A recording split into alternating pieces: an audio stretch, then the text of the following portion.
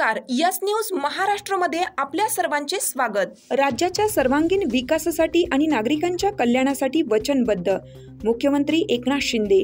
विकसित महाराष्ट्रासाठी योजनांची प्रभावी अंमलबजावणी सुरू। भारताच्या स्वातंत्र्य दिनी मुख्यमंत्री शिंदे यांच्या हस्ते मंत्रालयात ध्वजारोहण।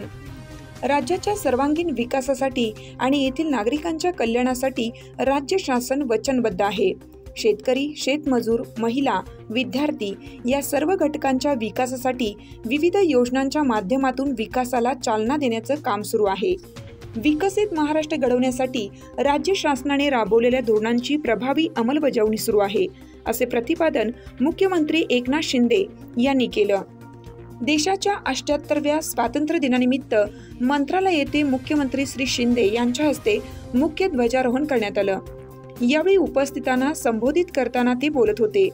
मुंबई उच्च न्यायालयाचे मुख्य न्यायमूर्ती देवेंद्र कुमार उपाध्याय, मुख्य सचिव सुजाता सौनिक, पोलीस महासंचालक रश्मी शुक्ला, मुख्य राजशिष्टाचार अधिकारी मनीषा म्हैसकर यांच्यासह विविध विभागाचे अप्पर मुख्य सचिव, प्रधान सचिव यांच्यासह सैन्य दलाचे अधिकारी, वरिष्ठ पोलीस अधिकारी, स्वातंत्र्य सैनिक आणि इतर विभागाचे अधिकारी कर्मचारी उपस्थित होते।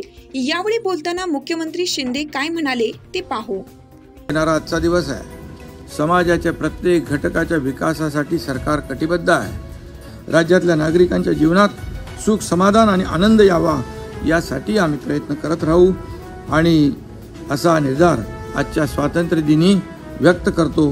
राज्याच्या जनतेला पुन्हा एकदा मनापासून शुभेच्छा देतो।